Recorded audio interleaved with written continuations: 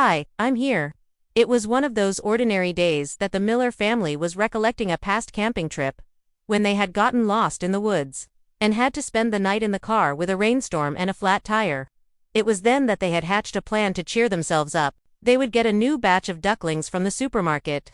Who could resist those cute little yellow duckies? Not the Millers, apparently. So they went to the supermarket and found an entire aisle dedicated to all things duck. There were duck plushes, duck food, and even duck-themed garden gnomes.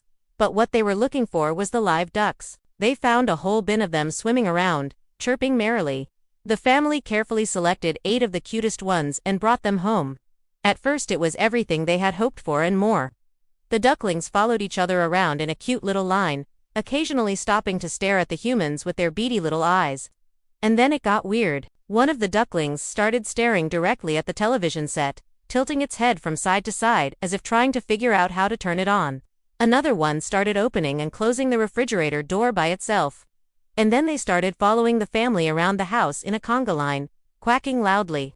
It was then that they realized these were no ordinary ducklings. They were farm fresh, whatever that meant, and maybe even genetically enhanced. Or perhaps they were the escaped convicts from the nearby experimental farm.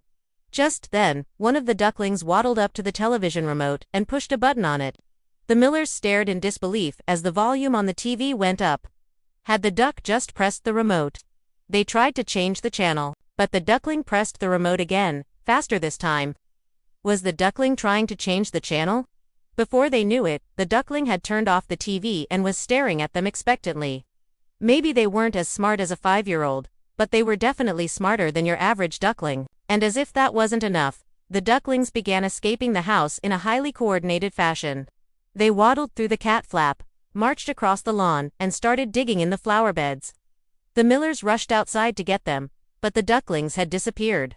They looked around frantically until they heard a loud quacking coming from inside the house. They ran back inside to find all 8 ducklings staring at them from the top of the refrigerator. It was then that they realized they had a choice to make. They could try to find a new home for the ducklings, but where could they find a home for 8 super smart, highly coordinated ducklings?